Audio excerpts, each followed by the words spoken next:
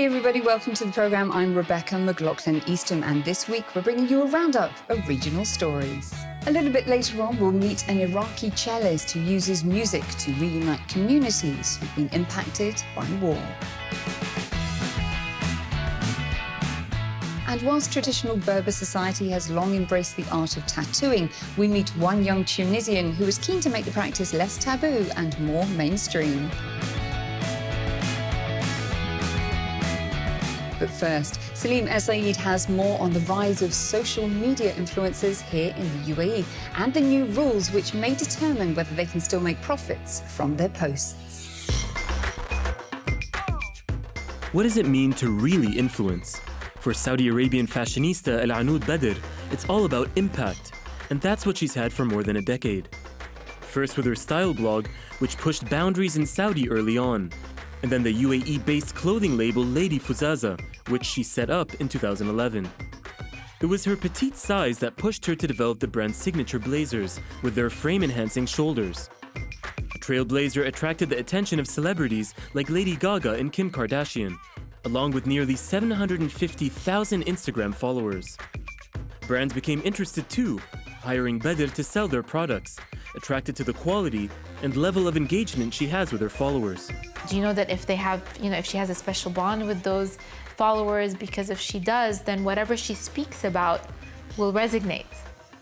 And if she wants to promote a brand or let's say whatever, they will take it in and they will react to it. And that's the money's worth. An issue some big brands face is hiring influencers with big followings but low engagement. There are even fake or so-called inactive ghost accounts out there. So to regulate the social media marketing industry, the UAE has made licenses for commercialized influencers mandatory. Maybe before it was rather chaotic, before the decision was issued. Now there's the decision and organized process. People know what rights they have and what they're responsible for. Companies know what's their right and what they're responsible for. About 1,700 licenses have been issued so far. They cost about $4,000 a year and require applicants to be a minimum of 21 years old, plus hold a bachelor's degree. By joining a media agency, influencers can cut costs and work under that company's license. Agency owner Ashley Kadzau says the MENA region has some of the most expensive influencers worldwide, commanding between $3,000 and $100,000 per deal. And because the region is considered an untapped resource, some brands will pay top dollar to reach potential customers. I'm constantly sitting in meeting rooms with brands and they're sitting there saying, how do we talk to Saudi Arabia? How do we talk to the wider GCC? And influencers are the way to do that.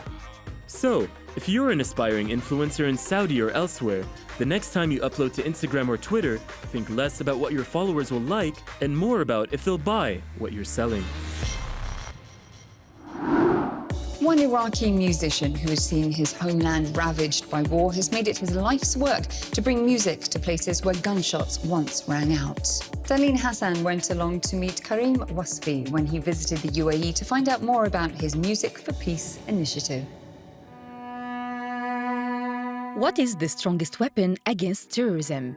It's music, according to Iraqi cellist Karim Wasfi, who swapped the concert hall for a stage made of rubble. This is the aftermath of a terror attack in Mosul, where in 2017 the so-called Islamic State group blew up and destroyed the Al Nouri Mosque along with its 850-year-old Al-Hadaba minaret.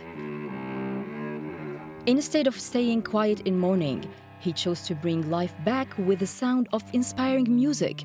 Since then, the former orchestra conductor has performed at about 25 sites.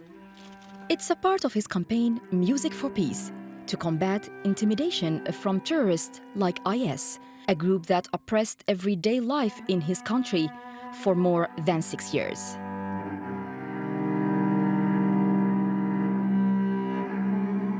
Armed with a bow and cello, he fights back with original compositions. But more than that, he performs to give Iraqis the strength to move forward.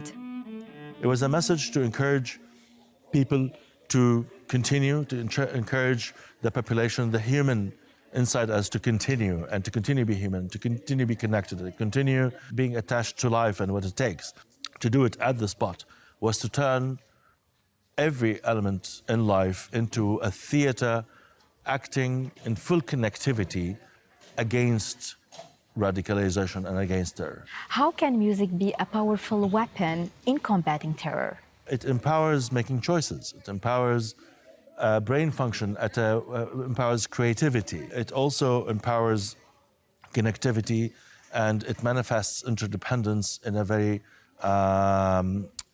innate and a very direct way. Also, I'm in that particular impact on helping through societal engagement. How can we get the young generation involved in the cultural diplomacy or in the cultural scene in the Middle East? I think they are needed more than they are in a need for us to be including the younger generation, future leaders in that perspective. Now, saying this, there is at the societal level, at the community level, education, enlightenment is the only empowering, driving force behind preserving the momentum.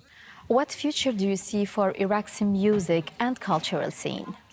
Culture will never die in Iraq or even in the region where there's a rich history of civilization, of shared cultures and exposure to other cultures, of integration. It keeps going on, and there's a cycle of civilizations. The impact of politics is limited. I usually say when this area dries out of oil, we can flood the whole world with culture.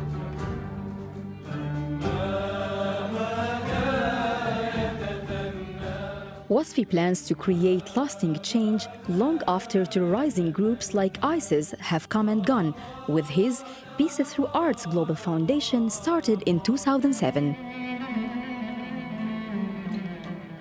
Spreading his message of positivity worldwide, he hopes to one day perform in Syria, a country he says shares the struggles of his homeland.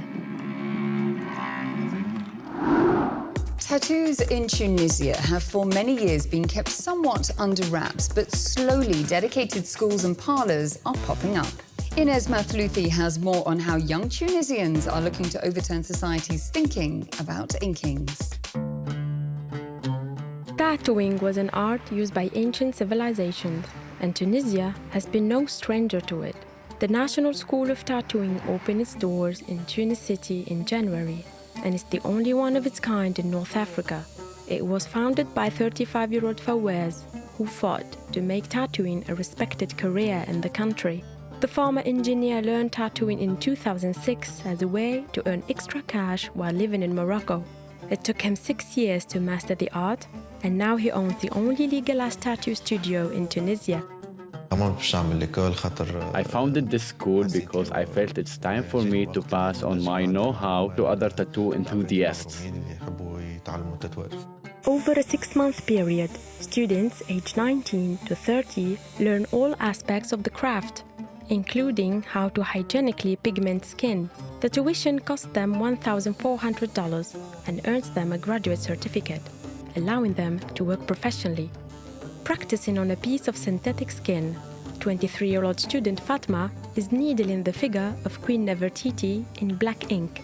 She studied graphic art at university, but changed direction 3 years ago in the hope of starting her own small business one day.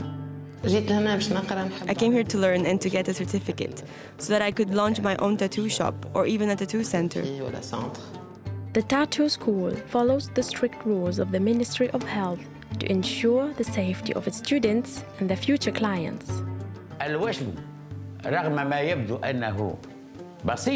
A tattoo may seem simple, but it could cause health complications. Therefore, it should be under constant scrutiny by the Ministry of Health through health conservation measures. We are not against this school, but it's important that this school follows lots of rules and regulations. Tunisia is also home to a form of tattooing known as al-washm, which is historically practiced by Berbers. In the absence of makeup, ladies use a natural plant-based black ink, which fades to green over the years. Symbols of purity or fertility are usually etched onto the faces and the upper bodies of the Berbers.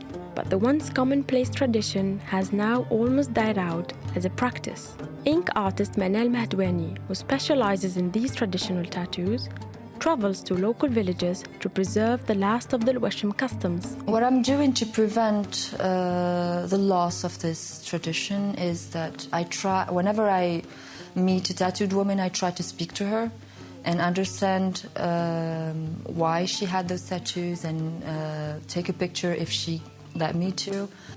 I'm trying to collect those pictures and informations, and maybe 5 years from now, or maybe more, who knows, I'll release a book or an archive that contain all the symbols that I've learned. Today, the modern practice of tattooing is gaining popularity in Tunisia, with more young Tunisians braving the needle to express themselves. And some believe that the National School of Tattooing is as a big step towards the art forms becoming more widely accepted in society. Well, that is a wrap of our show. We hope you enjoyed it, and make sure you catch all of our shows online at euronews.com. Before I say goodbye, here are some social media posts that caught the attention of the team this week. Abu Dhabi influencer Dana shared this look of the day, saying she finds it awesome to be a modest and modern influencer. Palestinian cellist Nassim chose an historic setting for his first music video. And Sabrina shared a photo whilst doing matching tattoos with her husband in Tunis.